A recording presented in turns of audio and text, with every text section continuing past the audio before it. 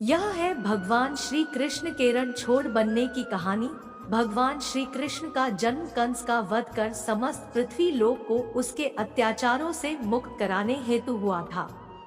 किशोरावस्था में ही वह गोकुल से मथुरा आ गए तथा दुष्ट कंस का वध किया। कंस की मृत्यु से दुखी उसके श्वशुर जरासंध ने एक विशाल सेना लेकर मथुरा पर आक्रमण कर दिया।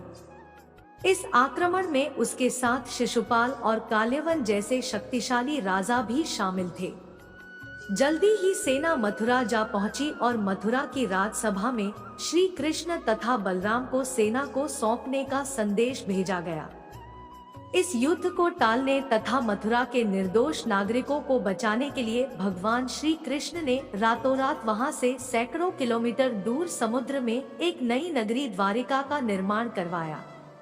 अपनी माया से उन्होंने समस्त नागरिकों, उनके पशुओं तथा संपत्ति को नींद में ही नई नगरी में पहुंचा दिया। अगले दिन सूर्योदय के समय कृष्ण तथा बलराम जरासंध की सेना के सामने जा पहुंचे और उसे लड़ने के लिए चुनौती दी। जैसे ही जरासंध और दूसरे राजाओं ने श्री कृष्ण को मारने के लिए शस्त्र उठाए, दोनों भाई भागने लगे। उन भाइयों के पीछे जरासंध तथा काल्यवन जैसे राजा भी भागने लगे। कुछ ही देर में दोनों भाई बहुत आगे निकल गए और उनके पीछे केवल मात्र काल्यवन रह गया। उसे देवताओं ने वरदान दिया था कि उसकी हत्या किसी अस्त्र या शस्त्र से नहीं होगी।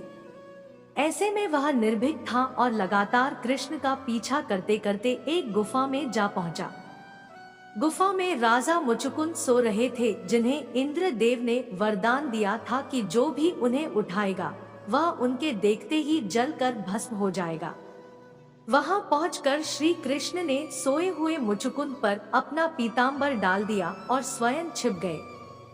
काल्यवन भी वहां जा पहुंचा और सोए हुए राजा मुचुकुंद पर पीतांबर देख उन्हें ही श्री कृष्ण समझ बैठा।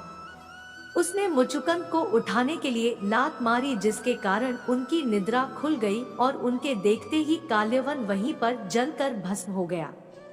तत्पश्चात श्री कृष्ण ने राजा मुचुकुंद को अपने चतुर्भुज स्वरूप में दर्शन दिए और उन्हें मोक्ष पाने का वरदान दिया।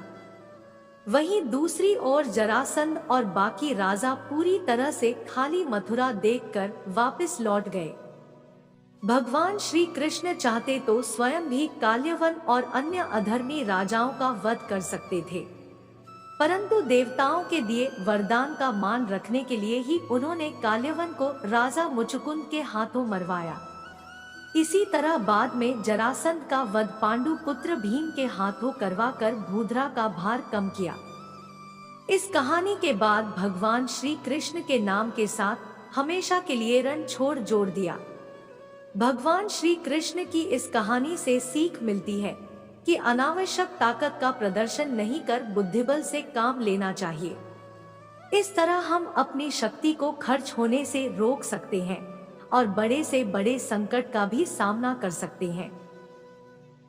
अगर आपको ये जानकारी अच्छी लगी हो तो चैनल को सब्सक्राइब करना, वीडियो को लाइक, शेयर करना और भगवान की ऐसी और दिव्य लीलाएं जानना चाहते हैं तो इस चैनल में विजिट करें। धन्यवाद।